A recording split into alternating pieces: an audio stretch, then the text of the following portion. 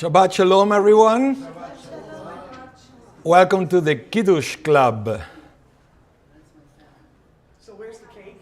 I know. I was thinking, you read my mind, Berdina. Where is the cake? Well, we are close friends. We should think alike. What is the wine? Yeah. What is the whiskey? Well, that I can do No. without. That would knock me You know, I will tell you a story before we start. And that is that, you know that I also teach a Torah class every Thursday. It's online. It's called Torah L'chaim. Do you know the story of the name Torah L'chaim? The thing is, I always envisioned that a synagogue should have a Torah class after Kiddush, okay? And I did it for many years. But then we also started to have the Kiddush Club here on the Bima. We'll have a little bit of whiskey. But then I noticed that some of the people will come to the Torah class after with a shot, right? To have another L'chaim during the Torah class. That's why it was called Torah L'chaim. Now you know the story of why the class on Thursday is called Torah L'chaim. Then it was moved to Thursday, and it's online, and there is no L'chaim, but we kept the name. There are lots of things like that. I will tell you another of my favorite anecdotes. One of my favorite Jewish choirs is the Miami Boys Choir. Oh, yes. And Dor Hadash, my youth choir, we do lots of songs from them in our performances. Yeah. So, you know why it's called Miami Boys Choir? Because they're in New York. She was talking to me. I was saying, you know why it's called Miami Boys Choir? Because they're in New York. Is there a community called Miami there? What happened is, they used to be in Miami. Oh, I see. Actually, the composer is Canadian. He used to be in Toronto. His name is Irachmiel Began, and he used to have the Toronto Boys Choir. Then he moved to Miami because he developed some asthma in Toronto, and the doctors say you should move to a warmer climate. So he went to Miami, and he started the Miami Boys Choir, became very successful, and then he realized that the way to move it to the next level is to move to New York. We have all the talent and everything. So he moved to New York, but he kept... Asthma? Yes. Eventually he grew out of it, outgrew the asthma. But then it's called Miami Boys Choir, but it's in New York. So this is Torah L'chaim, but there is no L'chaim.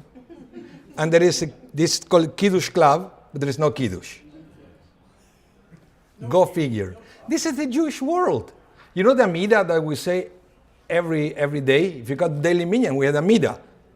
You know how many, the Amidah that has another name. It's called the Shmone Esre. What does Shmone means? 18. You know why it's called Shmone Esre? Because it has 19 blessings. You know why it's called the Shmone Esre, which means 18, and the joke is because it has 19 blessings. So, yeah. Now, it's because there was another blessing that it was added after, but you always keep the original name. It's very Jewish. It does fit, doesn't it? Because when you're 18, you're in your 19th year. So I guess they count the same way. Well, but it's very Jewish to keep the name if the circumstances change, and then you keep it. So talking about numbers, and 18 and all that, we are going to talk a little bit about the concept of bar mitzvah. And I know that in this day and age, we call it B mitzvah, because it could be bar mitzvah, bat mitzvah. You also have people in these days that they don't identify it with any gender or sex, so it's B mitzvah, right? But I still call this class the bar mitzvah, because the specific example that this parsha brings is connected with the concept of bar mitzvah, because it's talking about two male characters who identified as males. Okay? And those are, and I will give you a little spoiler, those are Jacob and Esau. In Hebrew is Yaakov and Esav. Those two, they were twin brothers, and something happened in their lives that the rabbis believe is a hint of the bar mitzvah. You know that? And that's what we are going to study. So I'm going to welcome everyone at home, by the way. I see the numbers climbing, so it's great. Welcome.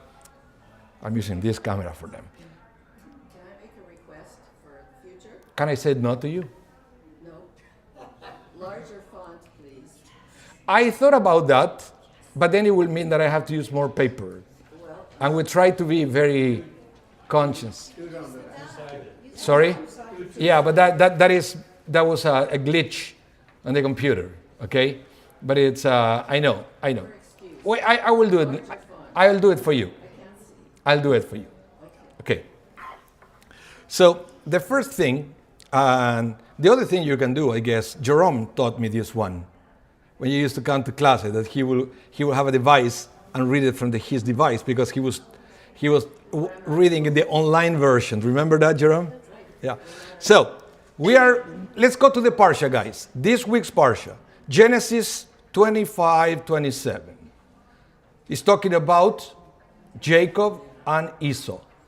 And it says, Vayigdlu anearim.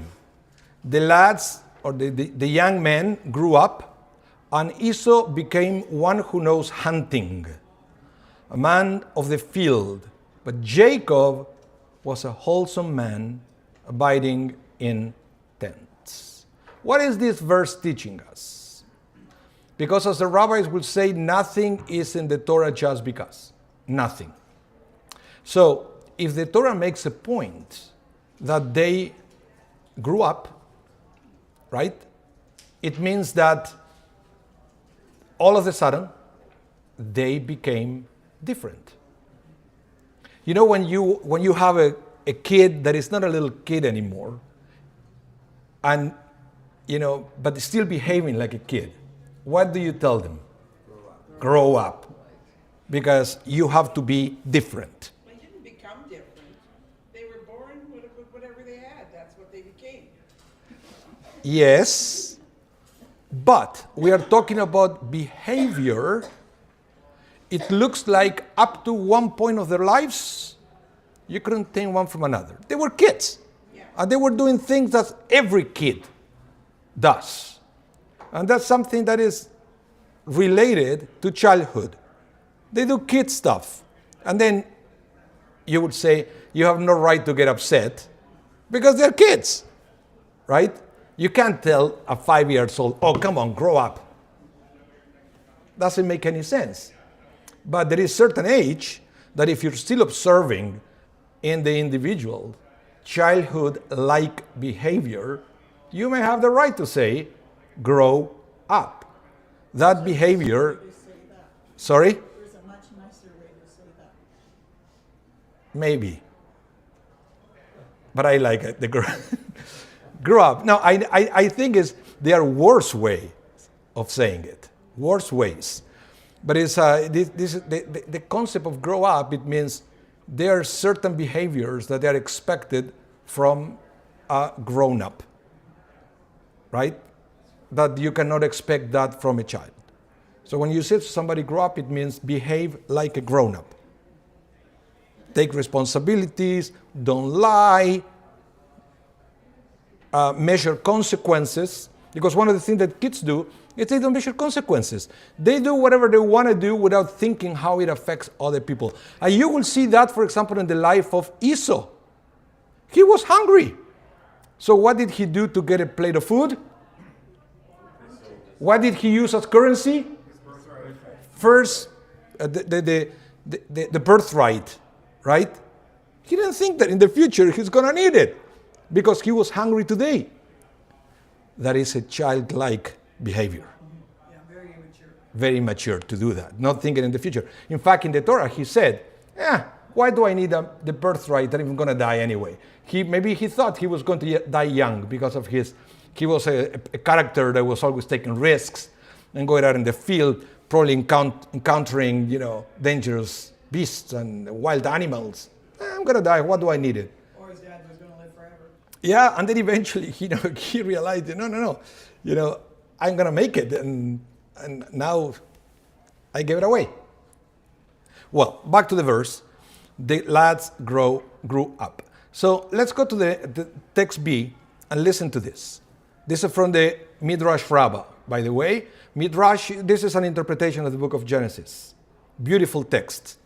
Rabbi Levi said, they, who is they, Jacob and Esau, were like a myrtle and a wild rose bush that were growing side by side.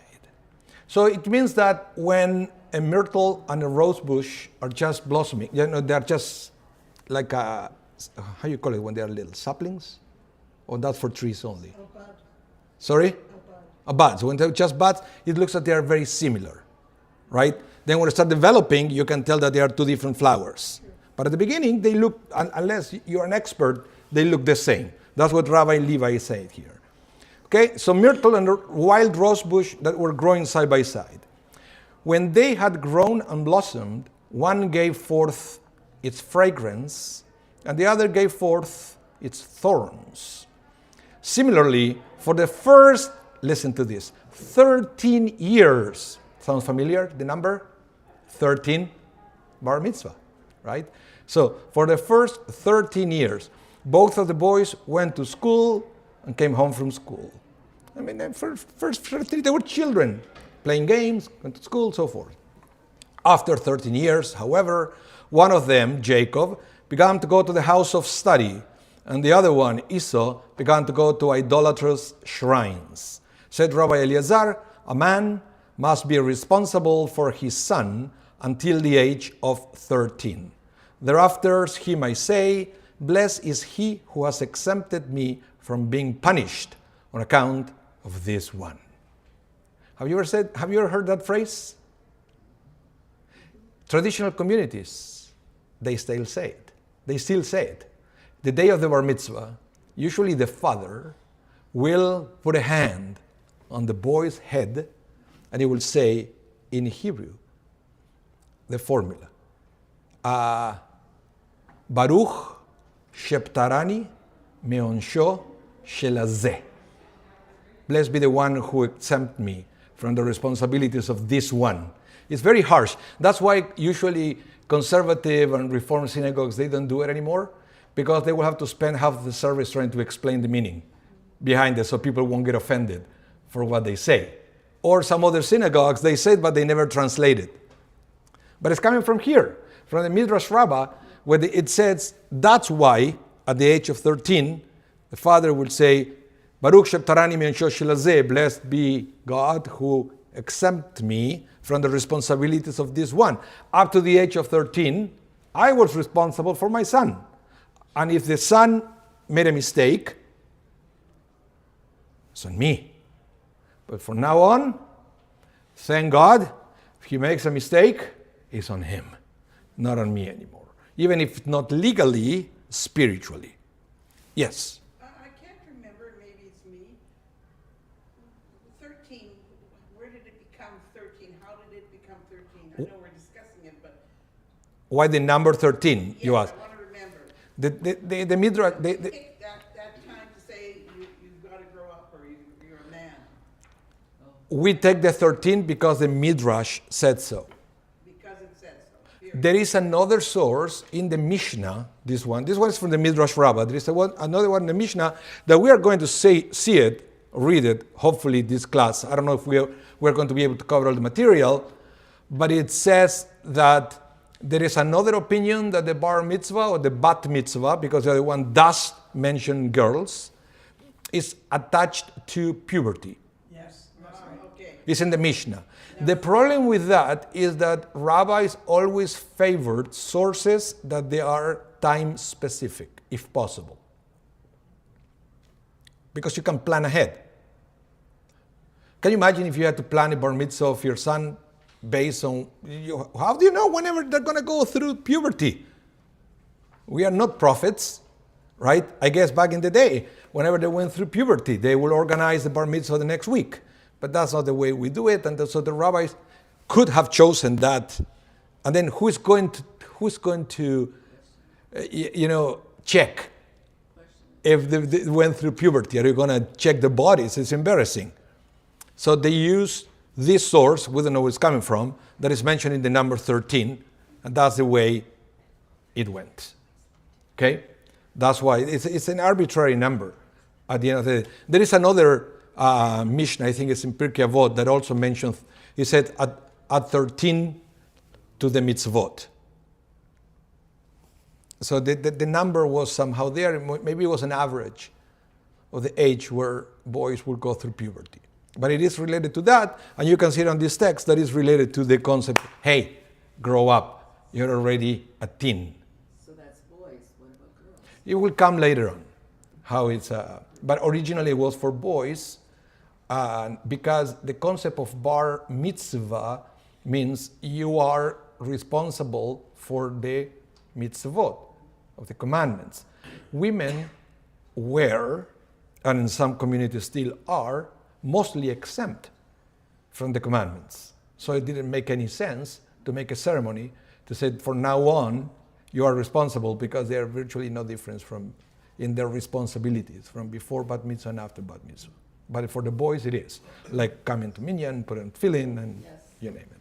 Yeah. And wasn't the parent responsible for the daughter for whatever she did until she married? Yeah, but that was about vows. There is a source talking about up to which age the parents are responsible for the vows of the children. But it's also related to the number 12 and 13. But there is another source that said, no, but the women, if the father will be responsible up to the age of 12 if she lives in the house. But once she marries, now the husband has to approve the vows of the daughter. We all know this, that women were as a disadvantage in Jewish law. I can try to sugarcoat it to you, but for what reason? It's a reality. That's why liberal communities in this day and age were trying to revert that, because we are aware that it's a reality, right? So yeah, let's continue with text C. And we have it here.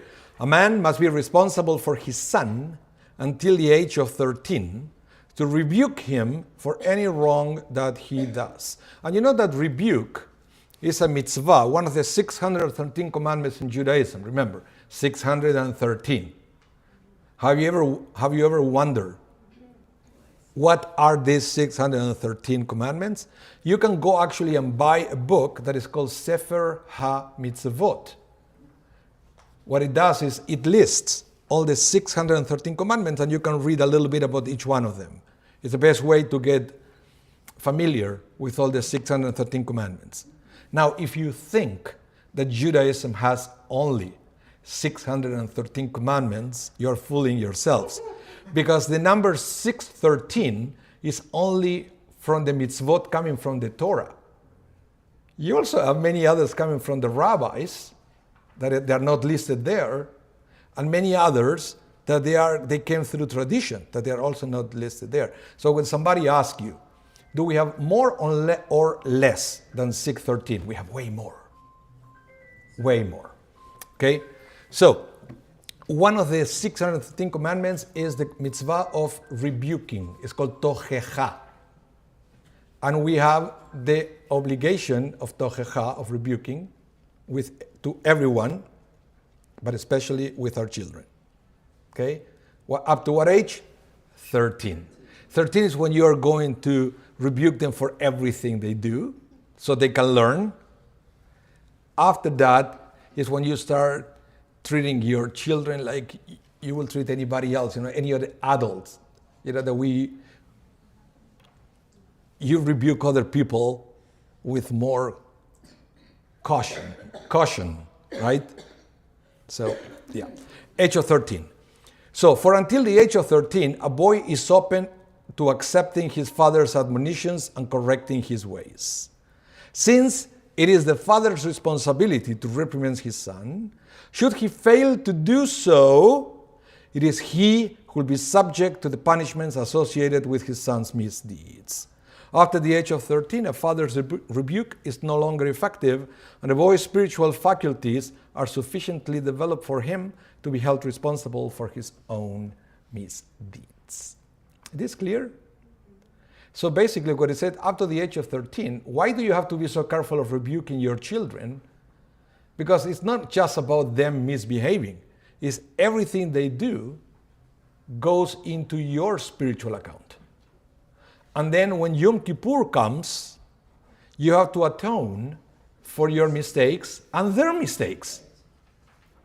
After the age of 13, you atone only for your own mistakes. And now the boy, bar mitzvah, the girl, bat mitzvah, they have to atone for their own mistakes whenever they come to Yom Kippur. That's what it says here.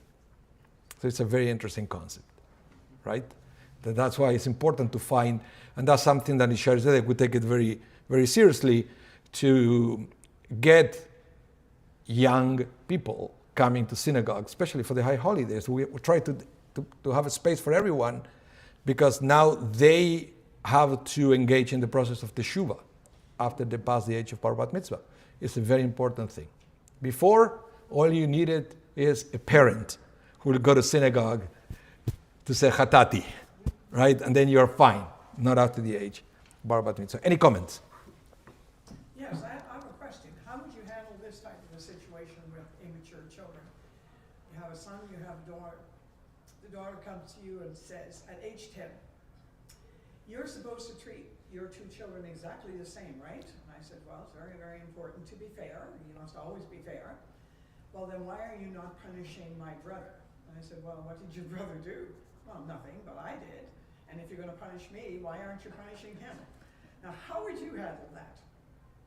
How would, from the writings, how would you handle something like that? Well, it's one of the most difficult things of parenthood, right? Because even though, from your heart you know that you are treating them the same, in the sense that you recognize that they're different, right? But sometimes the kids don't see it that way. Look what happened with Joseph and his brothers. That's right. He was the favorite. Well, he was supposedly the favorite. Because if you study the Parsha, it says that back in and this is also, you need to understand history a little bit and how traditional families in the Middle East work. That it was always one child that from childhood, they always knew that he would be the one taking care of the parents as they grow old. Right? Sometimes it was the youngest, because the others, they are already working, they have to help with the house. So that was Joseph. Joseph would be the one taking care of the parents. So that's why, they will give them the special coat, another thing. But it's hard work. He's the one who has to, all the others were going outside to have fun, but he has to stay home, taking care of the parents, right? But the other brothers didn't like that. I said, well, mom and dad, they care about him more than they care about us. I said, but you're never home. He's the only one staying home helping. So it's one of the kids perceive things. difficult things, they don't see that. Because usually we judge the situation from a place of, ego. Was Benjamin not born? After. And then you could say that he will be the one doing that when Joseph was out of the picture. And that's why, I don't want to get too far out of this topic, but that's why when Joseph was in Egypt, right? Who stayed? Benjamin. Why? He was looking after his dad. Yeah. Because that was a tradition. That's the thing. You see, then you start, but you have to understand how family units work in the Middle East. And then you understand these little things. Why would Benjamin stay behind? Because they needed somebody helping them at home. So it's not crazy that they become the favorite, because they're always home, right? So let's continue, because you see, everything starts with this parsha, the concept of bar mitzvah. And it's the age when you start actually recognizing the character of the individuals. I don't know if you ever experienced this, that, this is when you start realizing, what kind of people they're going to be, right? Regardless of... They show early. Sometimes. The way I like to the way I like to think about it is like, there are two columns. One, I call it childhood, and the other one is adulthood, right? When they're little kids, it's all about childhood, and then sometimes you have a little bit of adult moment, right? But then as we get older, they start balancing. The time when it's almost 50-50 is when they become bar bat mitzvah. When sometimes they behave like children, and sometimes they behave like adults. You will notice this. When they age 12, 13, 14, that's what it is. It's not that now they're adults. They were never going to be children again, but it's more balanced. And then as they keep growing older, and then again, the adult column still growing, and the other one, keep going down a little bit. But that's why the 13 is the moment where they need guidance the most, because they're approaching adulthood. We'll see that in a minute. Now, listen to this, the next text. It says, the obligation of mitzvot is automatic and begins from the moment the sun sets on the day that a child becomes bar mitzvah, without the need for any agreement or consent on his part. This is something that people ask me.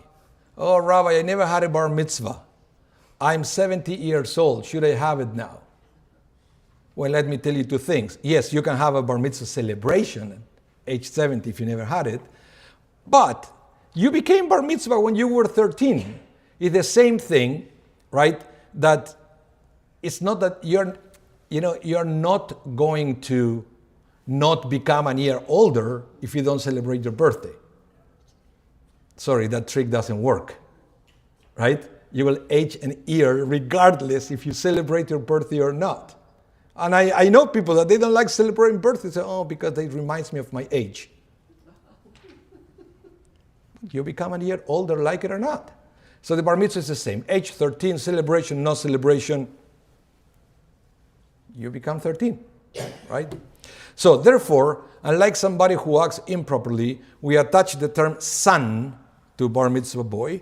The word bar means son, where a transgressor is termed Baal Aveira, owner of a sin.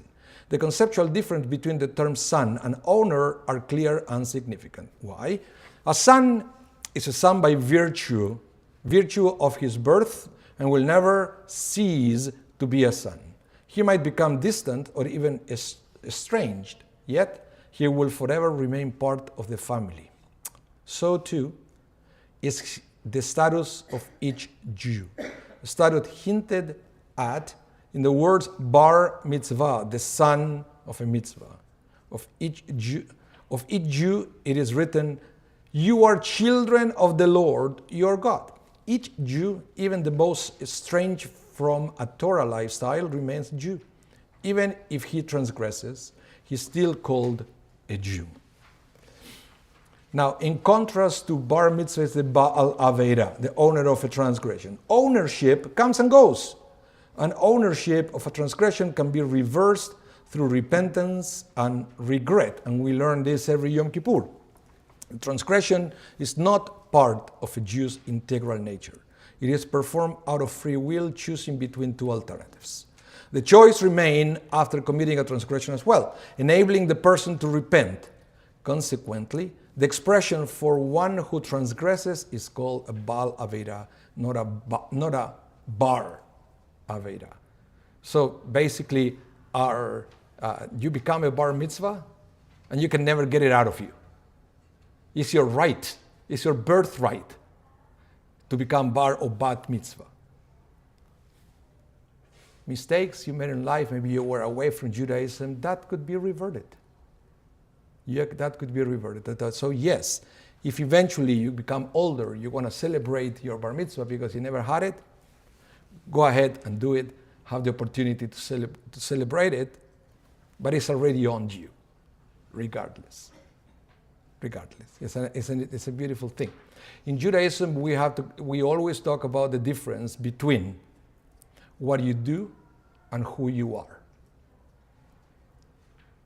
I don't know if you ever thought about that. What's the difference? There is a difference. And it's many different things. When somebody says, for example, I'm a drug addict. No, you're not a drug addict. You do drugs.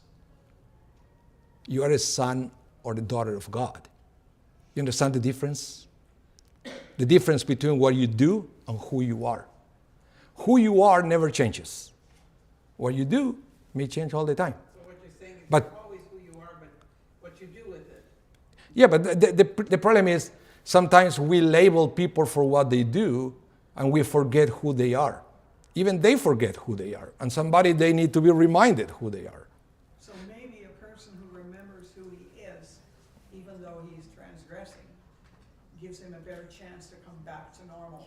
Well, the comeback always starts with a conversation to remind the person who they are. You have value. Yeah. Who you are. It's very important for us to understand. You are image of God. That's the only thing you need to know about yourself. You are image of God. So you never stop being a child of God. And doesn't matter what you do, that will never change. You're always an image of God. Yes. We had bad children, but my children taught us that our grandchildren aren't bad. They are children that do bad things. Yeah, they do bad things. That's what the thing is, a big confusion that we have in society between who we are and what we do. Yeah, it's a reality. So the bar mitzvah is an early reminder of who they are when we have a ceremony. It's a perfect age to remind people who they are, regardless of what they do. Okay, so that's the thing. And let's see. Listen to this. That's what you ask. You know what responsa is? I love this thing. We don't. Now with Google changed the Jewish world, right? Because you type there and then the answer appears on your screen right away. Back in the day, if you want to know something, you didn't have Google, which by the way sounds Yiddish to me, but it's not Jewish. Google, Kindle, it sounds Yiddish. So back in the day, what you have to do, if you have to send the letter to your rabbi with a question, eventually another letter will come back with the answer. That's what's called responsa. So what happened is some of these famous rabbis, their students, or sometimes they have secretaries, they will collect or they will copy all these answers, and eventually that will be published. And the responsa is the book, the compilation of all the letters that these rabbis sent back. So it includes the original question and then the answer. Okay? So what I'm reading here is a responsa. It's one of these back and forth. So it's not Google, it's Google before Google. So it said, that which you ask, from where do we know that a 13-year-old is considered an adult? Know that this was given to Moshe at Sinai.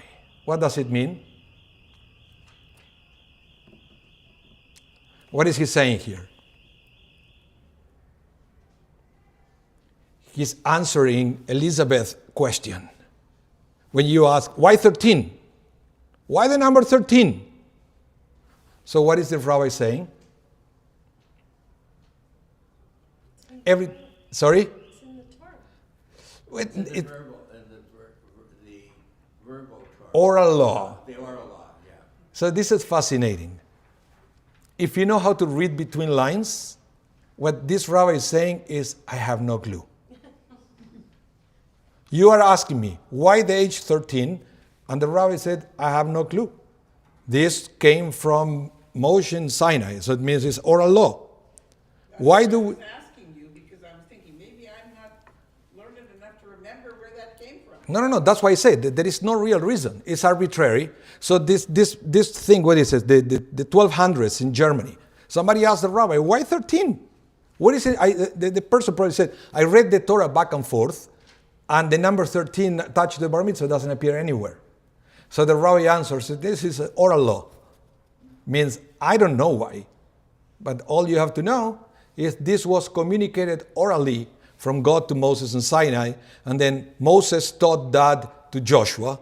Joshua taught that to the elders, and so forth. So now we celebrate the bar mitzvah at age 13. If you look at other religions, I know Filipinos have a ceremony at 16. The Christians have a ceremony. So it's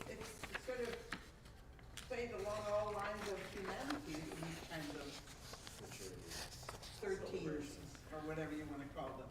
Yeah, Orally, that you knew it was a time, puberty, that it seemed to make common sense to celebrate at those ages, and not just in Jewish law, but in the world. it's called rite of passage. I see.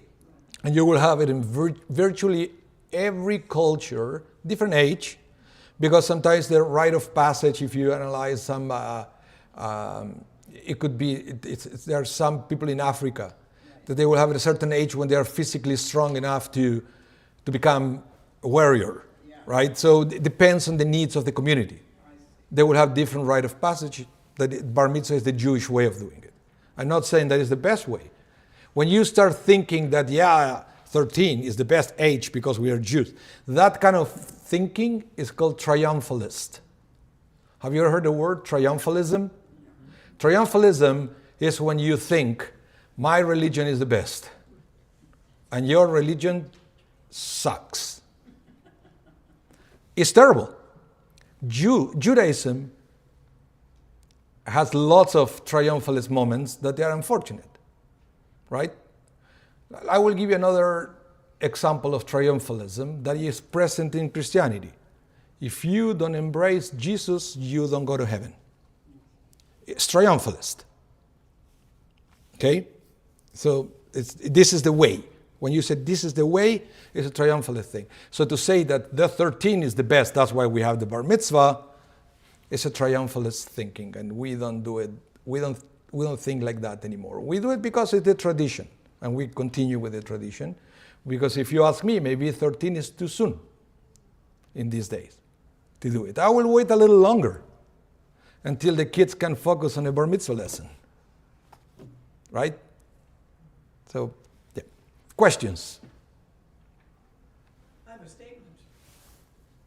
My father was Catholic, and they sent me to a Catholic school. I was educated in a Catholic school system all the way through. I asked a lot of questions, and they liked that very, very much. I asked a question, what about the tribe in Africa? At that time, what did we know about Africa other than what we saw in National Geographic? We didn't know that there were cities there. We weren't taught that at that time. I said, are those people not going to go to heaven because they don't know Jesus?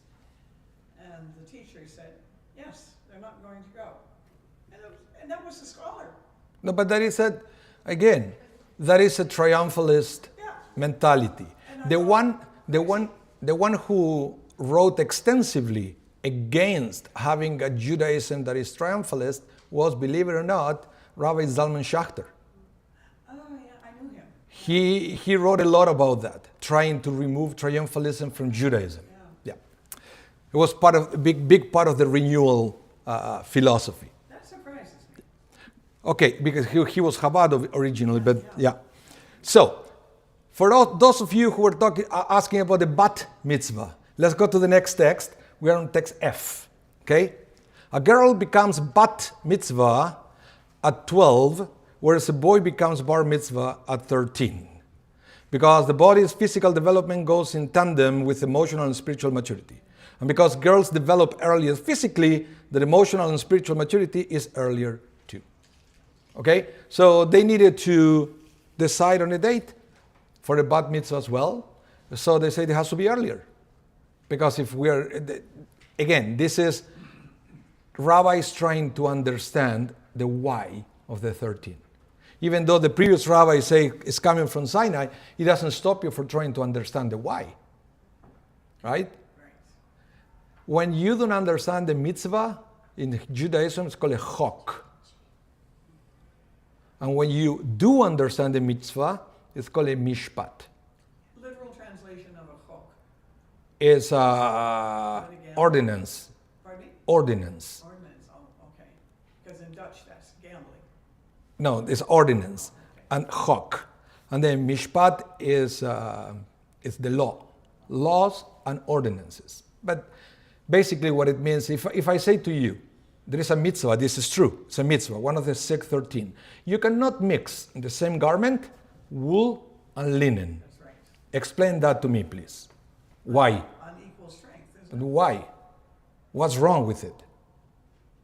Don't know. It's a chok. It's a chok. If I say to you that the Torah says, you shall not commit murder. But you can kill. But you shall not commit murder. Do I have to explain the why to you? Hopefully not. Hopefully not. That means it's not a hawk, it's a mishpat. So the bar mitzvah is kind of a hawk. It is the way it is. We don't know why. But nevertheless, with the same with all the mitzvot that we don't understand, we try to understand it. Perfect example is during the high holidays. Why do we blow the shofar? Maimonides says, the shofar is a hawk. Nevertheless, I will explain to you why. Even though it's a hawk, we try to understand why. So Y13 is a hawk, but it looks like it has to do with physical and emotional development. Okay? So that's what it says here. That's the whole idea of the two. How do we know that? Well, if we keep reading the next text, it will be another source about this. And this is from the Mishnah. And it says, a girl that has grown 2 pubic hairs is obligated in all of the mitzvot of the Torah. Okay? A boy that has grown 2 pubic hairs is obligated in all the mitzvot of the Torah. Who grows 2 pubic hairs first? Girls or boys? Right? It's coming from there. The concept that bat mitzvah should be before the bar mitzvah. Okay? And there is a Mishnah that is connecting the moment of studying Torah or bar mitzvah, right, with adolescence, which is bringing us back to the parsha when they said that the boys grew up. What does it mean that the boys grew up? Jacob and Esau, they became adolescents, right? And they have now the new urges, right? And new strengths to do what they want to do.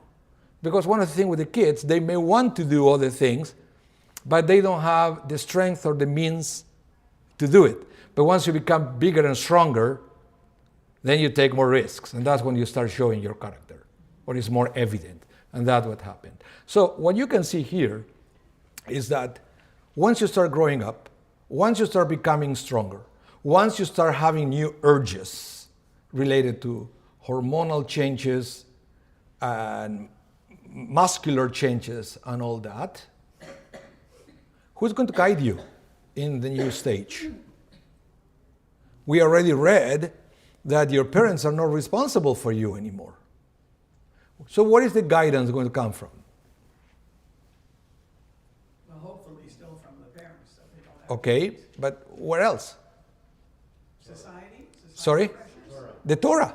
Oh, there you go. Yeah. The Torah. That's why bar mitzvah, bat mitzvah at that age. When you start getting all these new things, right? The Torah is the one who's going to give you a frame to channel all those urges into something productive. So that's why you have to intensify your study of Torah and fulfilling of the mitzvot at that age. And it is a responsibility. Yeah. To teach the children how to read so they can read Torah. But it's an age that you can't start doing whatever you want anymore. But the Torah is the one that's going to guide you in this new life and hopefully for the rest of your life. That's why whenever we have bar bat mitzvah ceremony, we ask the kids to write the Devar Torah, to understand that the Torah is going to be the one guiding them for the rest of their lives. The parents will not be there forever. Hopefully, God willing, it will be until they are 120 and in good health. But eventually, the Torah is the one who's going to be with you to the end. That starts at the age of bar bat mitzvah. Yep. Next one.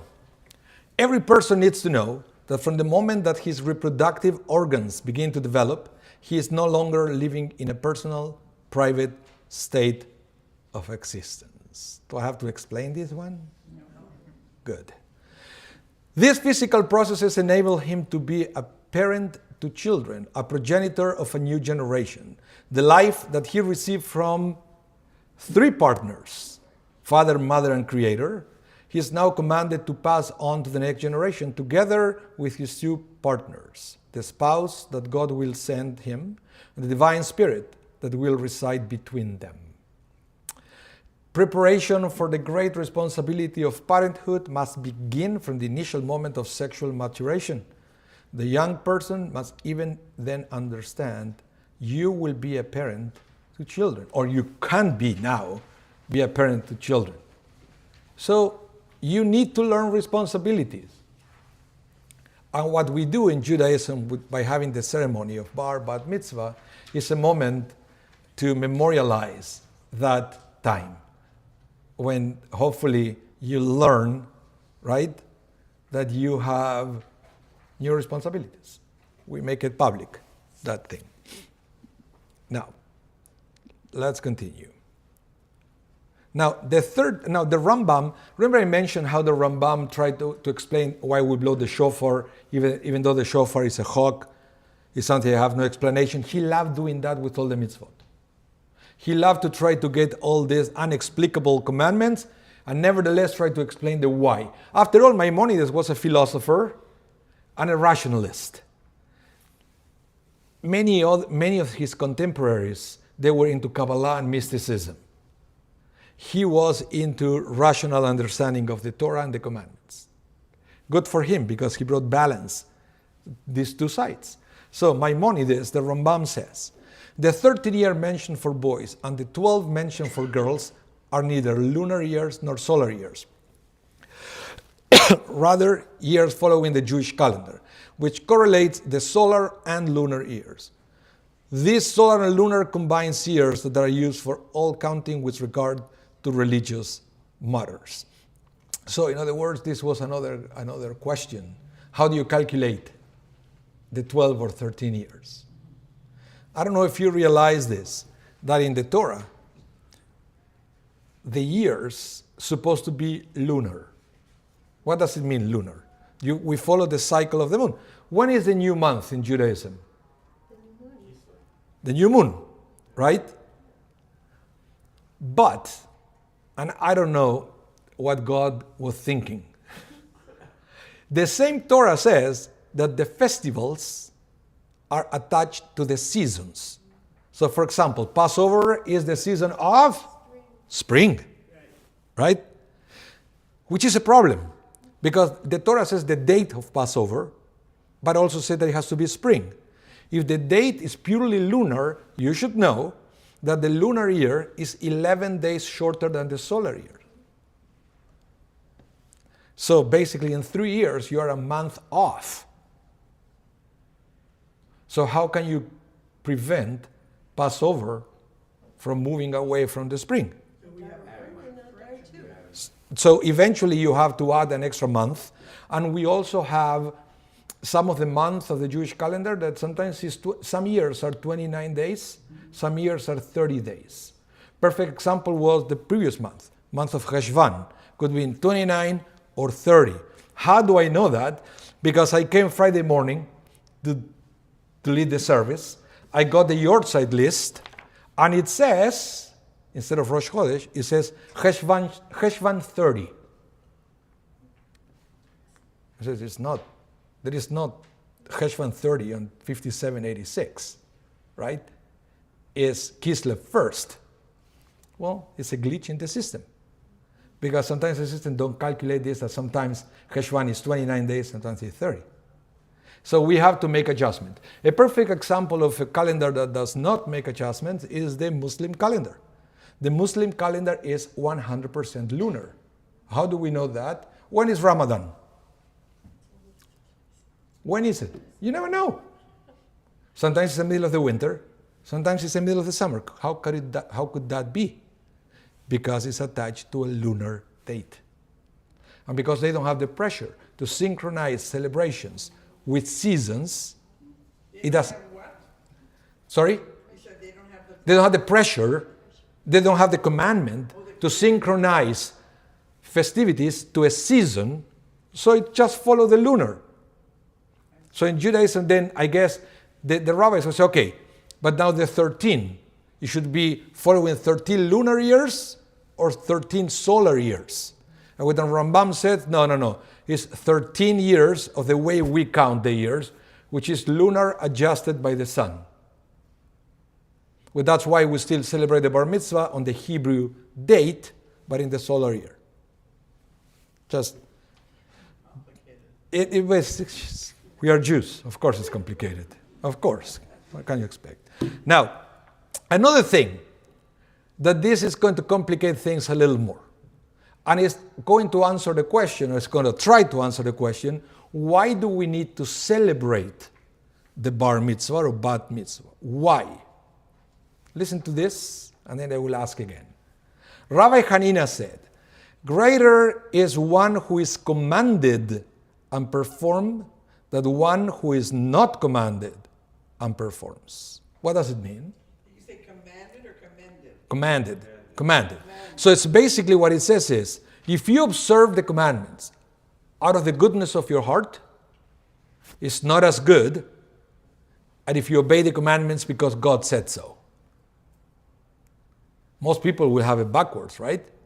That is better if you do something out of your good heart, that is, you do it because somebody else told you to do it. Am I right? It wasn't your own idea. Yeah. So then we have a problem with the celebration of the bar mitzvah. Because why don't we celebrate the boys and the girls whenever they decide to, commit their life to the commandments? When they are mature enough, they said, I want to do it out of my own conviction. I will come here and you will celebrate me. No, we celebrate them when Judaism said that you have to be a bar or bat mitzvah. And that you will see some of the kids that they are not so happy, that they have to go and study and read Torah. And they have to. It's the law. But what the Talmud says here is when you do something because it's the law, it's at a higher level than if you do it because you want to do it. How do we explain that? Well, you're following the rules. But isn't it better if you do it because you want to do it? Maybe not. Right, yes. Well, that's not an option. Sorry? That's not an option. It's not an option. But you will expect that, let's think about any law, right? What is more meritorious? To stop at a red light, right? Because you know that it's safe, or to stop at a red light because if you don't, you get a ticket. What is better? They're both the same. Well, the behavior is the same, but the reason is not. And most people will think that it's better if you stop because it's safe than if you stop because the law said so, right? Well, in Judaism, we have it the other way around. It's better if you do it because you're commanded to do it than if you do it because you want to do it. How do we explain this? Glad you asked. Next one. The Tosafot, which is a medieval commentary of the Talmud, they say, the explanation is that someone who is commanded must constantly struggle to overcome his personal desires in order to fulfill the commandments of his Creator. I don't know if you realize that. Because sometimes, as I mentioned before, when you have the kids that they personally don't want to study to prepare the bar mitzvah, the bat mitzvah. They rather go outside to play with their friends or play video games or whatever they do in these days. I'm getting old because I don't play video games, but that's what they do. So, right? But if you do it because God said so, you are constantly overcoming your, what you call the evil inclination. And that's the merit. Because you are recognizing the authority. Who is the authority? God. When you do it because the Torah said so, you are saying, I do it because I believe that God gave me this law. And that's why they say that it's a greater achievement to do it because God said so, than to do it because you want to do it.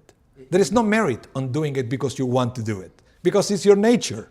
Yes? In real life, it's like you run into a stop sign when you're out on a country road where there's no traffic whatsoever, and whether you stop at that stop sign, Yeah. it's the law, because no longer is the question of safety, and you stop the stop sign rather than going through it. Yeah. And nobody's watching. So it's like you're setting your kavanah to do the right thing, and it elevates you. But for us, there is someone always watching. Exactly. And we as Jews believe a concept that is called Dina ve'malchuta Dina, which means the law of the land is your law.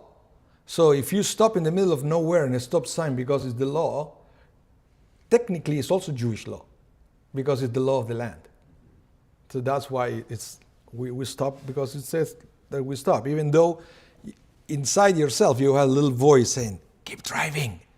It's okay, nobody will see you, right? But you stop anyway, because every time you do it, you're learning to overcome your evil inclination. So that is part of the celebration of a bar mitzvah. It's the time where they learn to overcome the little voice inside the head that said, don't do it, Torah is not for you, it's an old thing, it's outdated, you don't need it.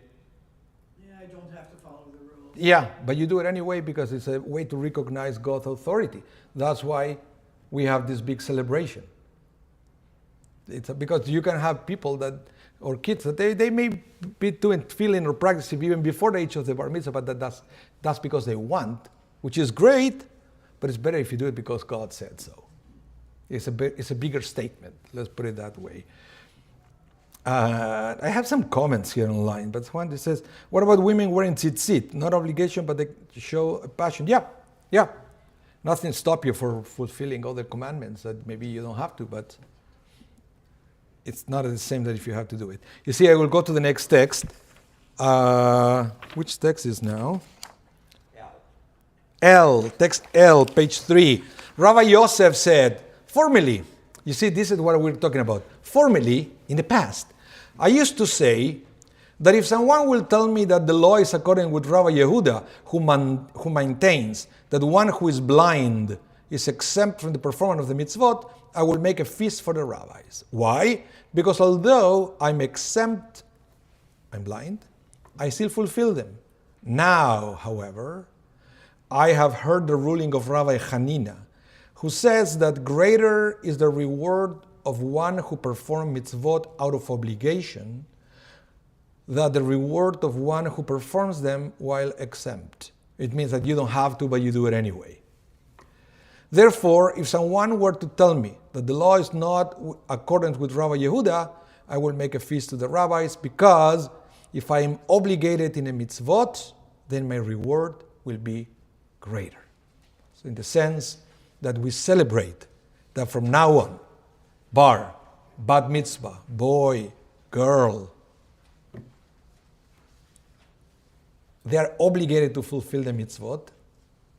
That's why they are going to fulfill them from now on. Not because they want, it's because they are obligated. And the Talmud says, what do you do? A feast. We celebrate that.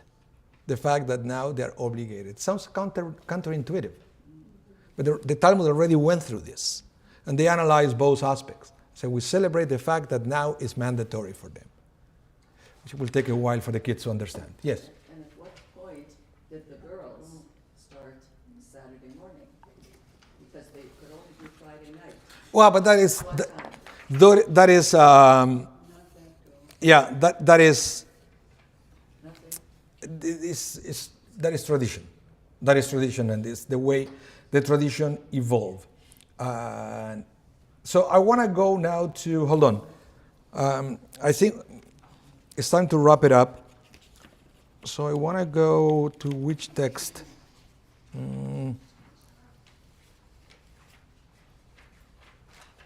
Text R. Let's go to text R. I believe it's this. Listen, this is about the bat mitzvah, 12:30. Listen to this. It's one of my favorite texts from the Talmud Masechet Nida. A rabbi taught, these are the rulings of Rabbi Yehuda Anasi. But Rabbi Eliezer maintains that the age limits assigned to the girl apply to the boy, while those assigned to the boy apply to the girl. What is he saying? No difference. No, this Rabbi Eliezer says, bat mitzvah for girls should be at age 13. Yes. And bar mitzvah should be at age 12. He's challenging the rabbis. He says it should be backwards. Well, we have to explain now. Why? Why is that? Rabbi Hizda said, what is Rabbi's reasoning? As the verse states, the Lord fashioned even the side. So this is talking about the creation of Adam and Eve, right? How was Eve created from Adam? How? It's not a rib, it's the side, okay? But the verse said the Lord fashioned, and the Hebrew word for fashion is va'even, okay? Va'even. You will see why this is important to know. This teaches that the Holy One, blessed be He, endowed the woman with more insight, binah. So when the Torah says that the woman was fashioned, and the word is va'even, even the root of the word va'even and binah means insight, are the same. So it's basically the verse is not just saying that Eve was created from the side of Adam, it's saying Eve was created with insight, with natural insight. Okay? So once this rabbi understood this, he said, hold on a moment. That means that if a woman has more insight than the man, right, should have the bat mitzvah earlier. Right? That's why bat mitzvah at age 12, bar mitzvah at age 13, because the women have natural insight. So let's go back to this. And what is the reasoning of Rabbi Shimon ben Elazar? Said Rabbi Shmuel bar Rav Yitzchak. Since the boy attends the study house of his teacher, his cleverness develops earlier. So this other rabbi was saying, yeah, well, okay, I take your word that the women were created with binah, with insight. They have this natural talent to understand things earlier, but they don't go to school. Boys go to school. So they have an edge because they can supplement not only the binah that they don't have from birth, on top of that, they learn all the words from the rabbis, so they should have the bar mitzvah at age 12. You get it? This is the way, remember what I mentioned at the beginning. I can try to sugarcoat to you the fact that in traditional Judaism, women are usually delegated to the second category. And this is a perfect example. This rabbi would say here, out loud, he would say boys should have it at 12 and girls at 13 because girls don't go to school. They're ignorant. So boys go to school, so they have the bar mitzvah earlier. The women, they need one more year to figure it out, even with the binah that they have from birth. Thank God that's not the when it went, and they decided to take the midrash that says that women have the bat mitzvah at age 12 because of the natural binah, the natural insight, that it will bring the intellectual maturity earlier in women than in boys. That's true. That's what the Talmud says. I'm just saying, no judgment, just repeating the words of the rabbis, and that's the law, the way we do it. And so to wrap up, I brought for you the last text you have. I quoted the whole verse, Genesis 2:22, and the Lord God fashioned the rib that had taken from the man into a woman, and he brought her to the man. And you can see there, if you read Hebrew, the word va'even, bet nun, those two words, same word, same root of the word binah, insight. That is, I don't want to get Kabbalistic. Any questions and any comments? Just noted, we had lots of people online. So thank you so much, everyone, for tuning in. I have one comment. Yes. This quite a few years ago, you and I, and a few other people. Okay. Yeah, I just remembered. You remember, I may have taught it in one of the Torah L'chaim. Yes. When I never went into this depth, because Torah L'chaim I like to cover different parts of the Parsha, but I may have brought some of this text to study. So now you know the source of bar bat mitzvah, right? What is the main source of the number 13? Oral law. And that's all you need to know. Oral law. Then after that, you can try to understand it. But at the end of the day, we do it the way we do it because of oral law. And we have no right to change it. Okay? That's it. Thank you everyone for coming. Next week is Cantor Leslie. She's going to do, I think she's going to take a tour of the different Sifrei Torah, explaining everything about them. Where were they written, the style that they were written, and all that. Thank you everyone, and thank you everyone for tuning in. Thank you for your comments as well. Shabbat Shalom. Baruch Tiyeh. I was going to say, my experience, people who roll through stop signs roll through a lot